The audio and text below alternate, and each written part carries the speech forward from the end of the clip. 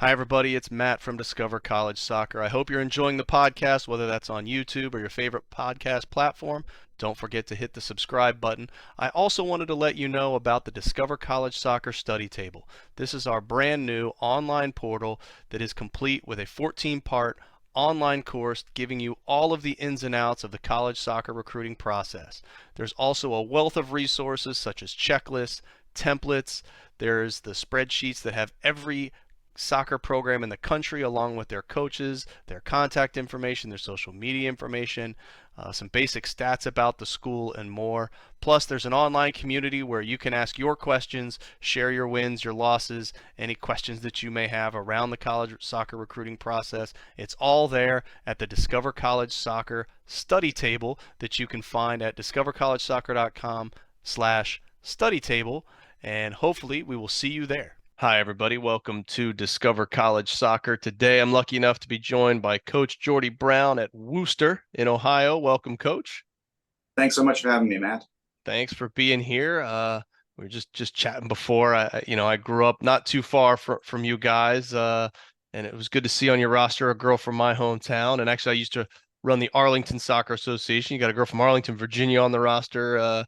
Mhm. And one thing I noticed though, looking at the roster, for a Division 3, you have quite a breadth of locations of your girls on there. A lot of times it tends to be more regionally focused, but you got a good swath there. So when it comes to recruiting, how do you go about it to kind of get that broad spectrum of players from different places?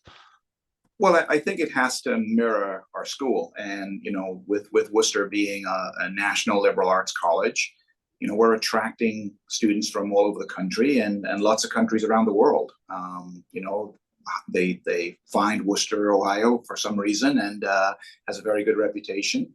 So we try to mimic that in our recruiting, and be attractive to students from different parts of the country who are looking for this kind of an experience. Yeah. Well, we're talking here middle into January. It's college showcase season. Um, so help me understand kind of your guys' timeline, because you are that kind of high academic liberal arts school. Like, it is class 2024 locked and loaded? Are you on to 25s? What's your normal timeline in a recruiting year? Well, I would like to be done with 24s, but there's been a lot of issues with the FAFSA coming out late this year, and I think that's pushed a lot of families back by months, unfortunately. So we're probably 3 quarters or more through the 2024 class. But classes kind of overlap, cycles overlap, and we're already deep into 25, scratching the surface of 26, and potentially talking to 27 if they're ready. Wow. Okay. Well, what are the places you like to go to watch players? What are the tournaments that are kind of on your must see list? I think the recruiting landscape changes every few years, and tournaments that were big 5 to 10 years ago or have kind of faded out, and new events come along. So I think you have to be very, very flexible in how you go about recruiting. um, we still have 3 or 4 what I would call local events, which are within our region, and I would include Blue Chip in Cincinnati, Crossroads in Indy. That's 2 of those. So we get to some regional events like that. We go to Raleigh late in the fall. I was in St. Louis for an ECRL event just before Christmas, and then hit Florida for the ECRL, ECNL events. And again, I think it's you try to go where the players are, and that can change from year to year. So we have a defined recruiting budget, but then if we want to go somewhere special, Surf Cup or something like that, we can apply for a grant that gets us there. And it might not be there every single year, but just to try to make inroads in different communities and different areas where we can get our kids from. Okay, well, makes sense. Sorry I missed you in Sanford. I was there for that event, and then of course the NL event was here in my backyard, but I had to be in Sanford, so go figure. Um, how about ID camps? Those have kind of, like you said, the recruiting landscape, the ebbs and flows and changes in recruiting. ID camps seem to be all the rage these days. Do you guys do your own ID camps? Do you, your staff work others? Do they come into play at all for you all? So it was something I was probably philosophically opposed to when they first came out. Just kind of a money grab, and I didn't want to kind of jump into that. And then it kind of became from the student push became, well, this is how we're going to look at your school, and I kind of want to come to something. And so we went into it on a smaller basis, and we keep it on a very small basis. We have just one in the summer that we've had for the last 5 or 6 years, and keep it to about 30, 32 kids, where, again, at the end of the day, we've been able to actually ID and evaluate and see where these kids who are coming to us, where they fit in our program, and be able to give honest feedback. And, having been through the Division I ID camp situation with my son, there's just no comparison. So I know ID camps get a bad rap, but I think in the right moment, it can be a great way for a student to look at your school, to get some feedback with the coaches, and vice versa. And I think that's, kind of what families want to know is, hey, do you see me playing for your team? Do I like you as a coach? Do I like your program? So we'll continue to stay on a small scale. We occasionally will go to, say, a Kent State or somewhere like that, who offers a bigger ID camp in our area. But I wouldn't say we're out working a lot or hitting other people's ID camps. We want kids who are interested in our school, and so we keep it to a kind of a minimum on our campus. Okay. Well, whether it's at an ID camp or a showcase or anything like that, kind of what makes up the hierarchy of things that you're looking for in a player, whether that's on the field or off the field attributes? Well, I would say, and I think the older a coach gets, the more you look at people skills and character as the main things that you start with. And obviously, when you're just at an event, you see the player and you look at their mannerisms and things like that. But it starts with those things. We're looking for good kids from good families who are going to make good teammates. A lot of us are too old for drama, and so we want to try to recruit the right kinds of kids. So it has to start with that, and then on the field, you're looking for dynamic kids who want to compete. We're going to talk about balance in academics and athletics, and you have to have a kid that is going to fit your profile and it's going to thrive in your environment. So I think you're looking for the kid that's going to compete and be athletic, be quick, have a good first touch, but just is also going to then go congratulate their teammate when they scored, or have the right nonverbals when you're watching them as well. Okay. Well, let's talk a little bit more about the school. I'm sure there's folks maybe not familiar with Wooster. You have been there over 3 decades now, Coach, which is awesome to see. I think a lot of the several Ohio D3s have those longstanding coaches, which is amazing. So what are some of the things that you find really just awesome about Wooster? Maybe some things we wouldn't even know just by going through the website.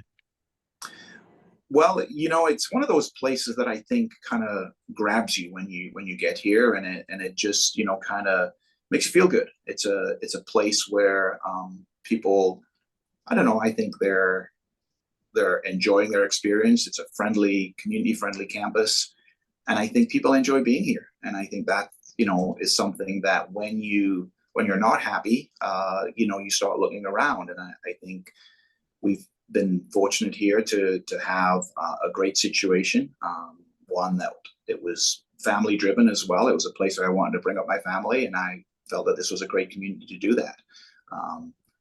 When I talk about community, Worcester is a small school. It's about 2,000 students in a town of about 28,000.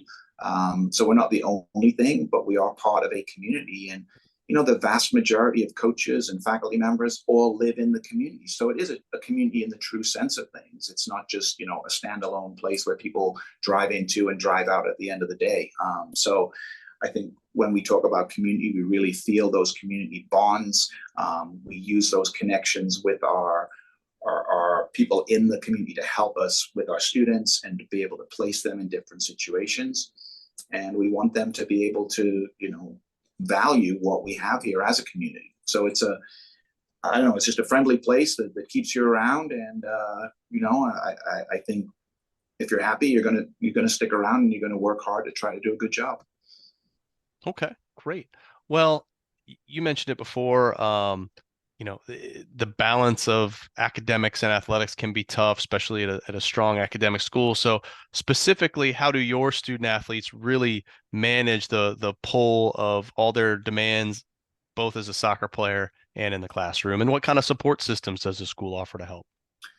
So I think it starts with obviously bringing in the right kind of students who are looking for what we have, a rigorous academic environment. I don't know that it's a lot different from students who are high achievers in high school. You have to be a planner, you have to be a multitasker.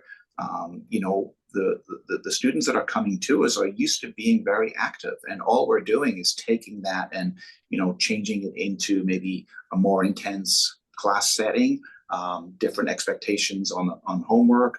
But we want them to be thriving in lots of things. We don't want them to be very one-dimensional and just be soccer players and go to class. We want them to have a life outside of that. The support networks we have, learning center, STEM zone, writing centers, tutoring available. We've just instituted a new academic success program for our first-year students to try to make sure nobody falls through the cracks. So there's help out there if people want to be helped. And I think our students do a wonderful job of keeping everything in its place. I think the one thing Wooster does, Matt, is we don't have a conflict between a practice time and a class time. We have set hours where between 4 and 7 we don't have class, and that's awesome because that's when we practice. So it's never kind of a decision for a kid to have to pick a class or a practice. And I think we have to navigate that as coaches when we set up a schedule to make sure we're not traveling away and missing a lot of class. Too often we miss a couple of classes a semester, and as long as we're spreading that out, our students are going to be good students and work with the professors, and hopefully not cause them any harm academically. Well, and that actually is a perfect segue to my next question, and that is, can you walk me through what a typical week might look like for a player? Let's put it in the conference schedule, where it's a little bit more regular. When is meals and classes and practice and game cadence and all that kind of stuff? What's a normal week look like? So if it was a normal week, we'd probably have a midweek game and a Saturday game.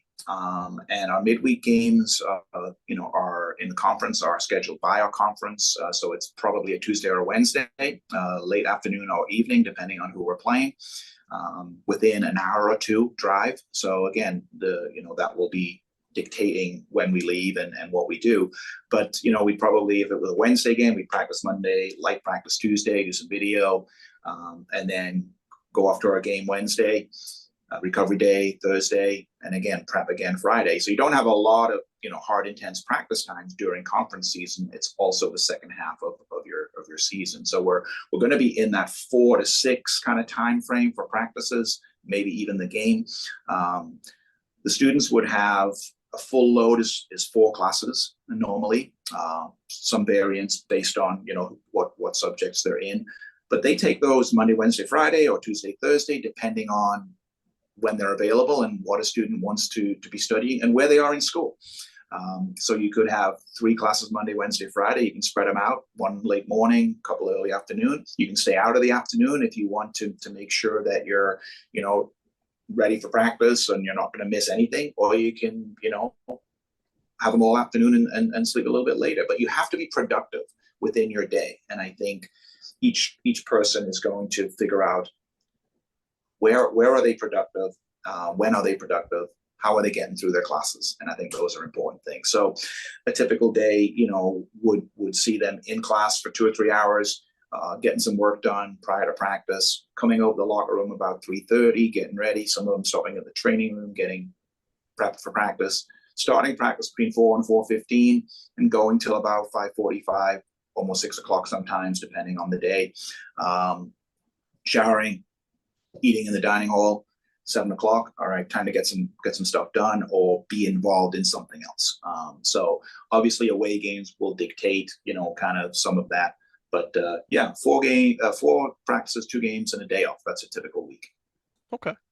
Well, you mentioned it a little bit earlier, and it's always a question of us parents, right? And that's around financial aid and cost of attendance and that sort of thing. So I'm not holding you to hard numbers here, but if you can just give me a broad strokes idea, what would a player on an average basis be looking at? What does kind of the whole tuition and financial aid situation look like at Wooster? So I'm going to avoid your question. um, Ultimately, Matt, it's so variable depending on the student, the family finances, the academic level of the student. I'll just say that Worcester is very generous in finding financial aid packages for deserving students. We have students from all different socioeconomic backgrounds. And the higher the academic level somebody is, they're going to qualify for more academic scholarships. The greater need in the family, there's going to be more qualifying for need-based aid. So it really runs the gamut. We have students from all different parts of the country, as we talked about, and different socioeconomic backgrounds. So I don't think there's a number. I think and to be honest with you, I don't know what our players pay. It's between them and financial aid and the admissions office. And so we stay out of the financial picture altogether. We recruit them, we get them here, and then they work with financial aid and admissions to see if they can get a package that allows their family to be able to afford to come here. Okay. Fair enough. Okay. Well, let's shift gears. Let's talk more about the on the field stuff. You guys had a fantastic season. In terms of, well, I guess more talking back about recruiting, but is there a roster size that you like to be at that you're trying to hit each season? I wouldn't say there's one we're trying to hit. I think it's, what can we support? And I know a lot of schools have, gone for reserve teams, JV teams. We have not. I just don't feel like the experience that somebody is getting in those situations is something that I'm supportive of. And so we've tried to keep the squad at 30 or less. And, we're graduating 8 this year, graduated 8 last year. So we're looking at a class of about 8 each year coming in. And there's not a lot of pressure to, be at 32 or 34 or 36, because ultimately, I guess I look upon it as, what is the experience of number 36? What are they getting? So we try to just have players in the squad that have a reasonable opportunity of being on the field. We can't promise them they're going to be on the field, but there's a much greater chance if you're, 1 in 30 than 1 in 40. So we try to keep it at that level, and it just, that works with our staff and our facilities and our support and what we can do for the students here. Okay. Well, besides a roster of players, you got a coaching roster. So talk to me a little bit about your overall staff, as well as any support staff through the athletic department that help out with the team. What roles does everybody play there? That kind of thing. So I have a full-time assistant, Wes Davis, who's been with me about 12 years. And that's, again, unusual to have somebody in that position for as long. And Wes has coached at Oberlin and Earlham, and so has a wealth of experience. And, it's super helpful to have somebody who you can rely on to run a practice, to break down a game, to have great insights into the game. His only drawback is he supports Liverpool, but we can't have it all. And then we've been blessed to have some part-time volunteer coaches. Carly Epler is a grad of ours who's been our goalkeeper coach for about 5 or 6 years, and she works in our experiential learning center here in Worcester, so is also a great resource for our players in that sense. We've had an older gentleman from the Cleveland area, a legend in his own time, Les Szabo, who's a former coach at many places, and he drives down at various times of the day to come to practice and support the team. He's been with us for about 5 years as well. And then year by year, we have different volunteers around. We had a young lady who's a local girl who had just graduated from Houghton College this year and help out the team before she was going off to grad school. So we're open to volunteer opportunities, and again, all we do is get them involved, be around the players, and hopefully have another pair of eyes to help people out. And then beyond the coaching staff, we have 4 full-time trainers that work with the team. We will have one of those who is specifically kind of designed for women's soccer. So Jalen is our trainer, and again, it allows us to have somebody that gets to know the players, gets to know their ins and outs and what they need, and can then report to me every day how somebody's doing and her feedback as to how training is going. Right now, the is our off season, but obviously in all college sports, there's no off season, and so it's our strength and conditioning season. So they're working with our strength and conditioning coach 3 days a week. And again, obviously it's an optional but highly suggested. So Josh Mace is our strength and conditioning coach, and he works throughout the year with them, both in season and out of season. And then, you get your faculty athletic reps and things like that who just support the team and give us the chance to have a bridge back to the academic side as well. So really good network of people, and, happy to have all those bodies who are, looking after the best interests of the students. No, it sounds great. Well, let's talk about you specifically then. How would you describe kind of your style of coaching, team style of play, and the culture of the team that you're trying to implement? That's always a tough question, and I think that I think I'm very player centric, and what I mean by that is that it has to work for them. I have to be able to be thick-skinned enough to say, okay, well, what's not working for us? What would you like us to change? And take that as part of a feedback mechanism that we allow the students, kind of an open forum to be able to give us that. We provide them with a practice plan ahead of time so they know what they're doing, but more importantly, why they're doing what they're doing. And I think that that's something that, some of our players will pour over the practice plan. And at first I thought, well, is that a good thing? And it's been terrific, because now we spend less time having to explain some of the things that we're doing. We like to do a lot of new things. We try not to repeat stuff very often, because ultimately that is the game. You have to figure out problems. So we try to do a lot of things that are very fresh, but that means they have to learn it as well. So I think we try to create something where they're involved, and we're shaping what they need. And I think that's our playing style. We can only have a playing style that our players can play. We can only play a system that is determined by the strengths of our players. So, we don't have one set system. We'll change from year to year. We'll change within a season. And we try to make the culture on the team, one of collaboration. That we're bringing each other up. We're together. We're rising, and that we're welcoming new players who fit our character and our culture. And culture is only kind of evident when the coach isn't there. What are the team doing when you're not there? Are they doing the right things? And we've got wonderful kids in the classroom. I think there were 3.68 this past year. Kids going on to NCAA postgrad scholarships and honor rolls and things like that. So they're doing the right things in the classroom, and that's what we're looking for, moving forward. And that's what we, foster within our team. Awesome. Well, Coach, you've been generous with your time and given us a lot of insights. I like to end these with the same question for everybody, and that is, if you had one nugget, one piece of advice that you wish all parents, players, families going through this recruiting process knew, what would that be?